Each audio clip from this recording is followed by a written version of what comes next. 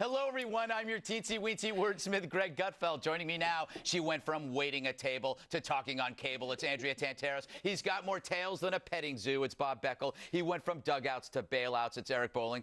And she's America's ladybug, Dana Perino. It's 5 o'clock in New York City, 2 a.m. in Bill Hemmer's dungeon. And this is The Five. The show's packed tighter than Bob's massage schedule. So let's do this, America. Pat.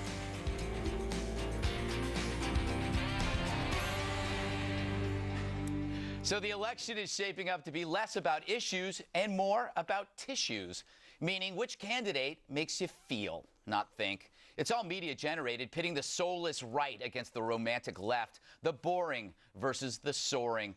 And so it's no longer an election, it's a John Hughes movie. And who is Mitt in this flick? He's the stingy dad, close-minded and disgusted by change. He's no hipster, a word Dana now knows.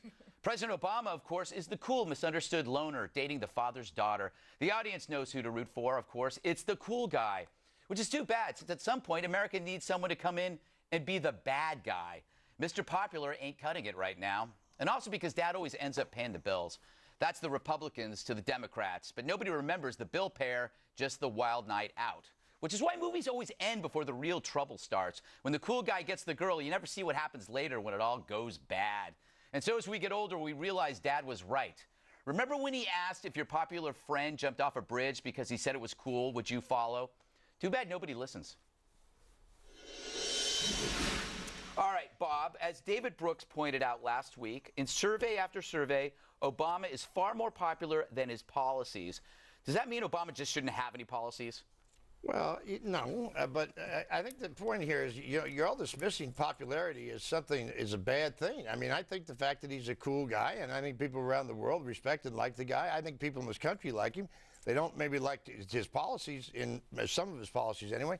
But look, you got to compare him. Eventually, you were going to have Obama against somebody. The somebody he's up against is a sharp contrast in personality to Obama. I think that's good. Mitt Romney, frankly, you think it's a good time for Mr. Boring and Mr. Cleaver Beaver, whatever his name was. Cleaver Beaver? Eldridge Cleaver. I don't think Romney could rally his family around a holiday. Oh, that's my point. Stereotyping. Because he's a nice married man, traditional values. He's boring, Andrea. But I think if we're talking John Hughes movies, that Blaine is Obama. Yeah. Don't you think? But who's Ducky? Right? Pretty in Pink? Who would Ducky be? Biden? Maybe. Actually, I don't know. That's a really good point. I know. No, if you look at the polls, like yesterday I was digging into the Fox News polls, and you look at the approval ratings, a majority of the country doesn't approve of the job the president's doing on any issue except Afghanistan. And Bob's right. He has this effable magic where people like him. So basically, Obama's America's Bob Beckel, right? You don't agree with him. You don't think he handles issues properly, but you really, really like him. Well, thank you for that. That's what I was just thinking. That in some ways, that being popular is not necessarily a compliment. It's like one of those things where, like, well, he's a nice guy. Yeah. The first time it worked because he didn't have a record. But now that he has a record to defend, I think that when you dig into the polls, which you probably understand better than I do, that's what's happening. You might like him, but that doesn't necessarily mean you want him to be your president. Yeah.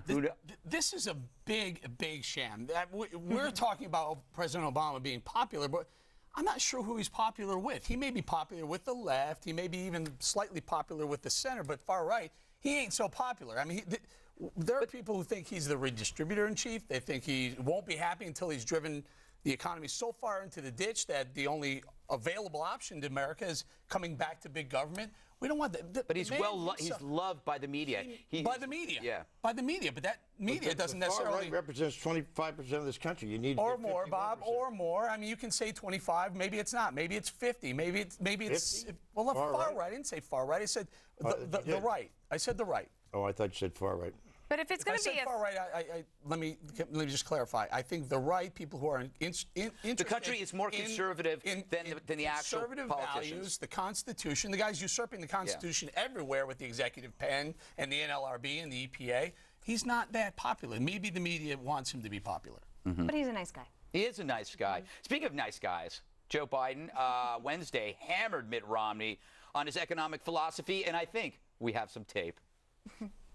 My mother believed and my father believed that if I wanted to be president of the United States, I could be vice president. My mother and father believed that if my brother or sister wanted to be a millionaire, they could be a millionaire. My mother and father dreamed as much as any rich guy dreams. Absolutely. They don't get us. They don't get who we are. Who is we? Andrea? Well, as people say. Biden and his case of Red Bull that he drank before the speech. I mean, wow, that was a Howard Dean moment. Yeah. It was. I think his point was so ridiculous, though, to try and contrast that dream with somehow Mitt Romney's dream. Like Mitt Romney, who made it. Yes, he had a little bit of help, but look what he did with that help. Well, look what he did with that help. He's the one that really is the American dream. He's the real job creator. I mean, really. What's Biden done? Managed the stimulus? That went really well. Biden came from your home state and became vice president of the United States. That's a success story. Mitt Romney got handed a lot of money by his daddy. He got ended the name by his daddy. And, you know, so fine. Look, the guy is, I'll give Romney credit. He's been a successful businessman. Although I think the businesses have been not very good, but it's profitable. You're right. But he's a nice guy. Pizza Hut has been a disaster. When you get back to this thing, it is right. His economic plan is very simple. Take care of those on the top. So it'll trickle down. We've heard this. Take care of all those on the top. It's going to trickle down the rest of you. It doesn't work. Dana, go ahead. There's not a single. Nobody is talking about tax cuts. They're talking about keeping the tax rates at what they are, or reforming the corporate tax rate to make that lower, so that we are not the #1 in driving businesses away. When Biden starts screaming, "They don't get us," what's interesting is that that's the mirror reflection of what Republicans have been saying about them. So in a 50-50 election, who wins? I don't think popularity ends up winning.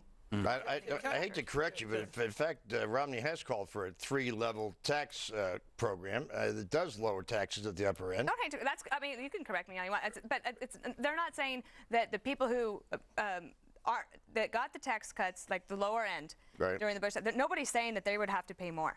No, well. So I think that is a distinction. I think you're saying more of them should pay, and I think they should. If we had a flat tax, we'd probably handle a lot of that. But the fact of the matter is, when you look at Romney's economic program, it's far more debt-loaded than anything Obama's ever done. That's not true.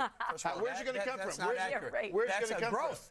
from? Growth will. The only way we bail ourselves out of a $16 trillion or a $20 trillion or a $26 trillion national debt, which we'll have 10 years down the road, is by growing the economy. We can't cut our way out of it. We can't tax our way out of it. The economy has to grow, and the only way for it to grow is through tax. Can I just point something out? You called Joe Biden a success story. Mm-hmm. You think so? Absolutely. Is he a rich guy?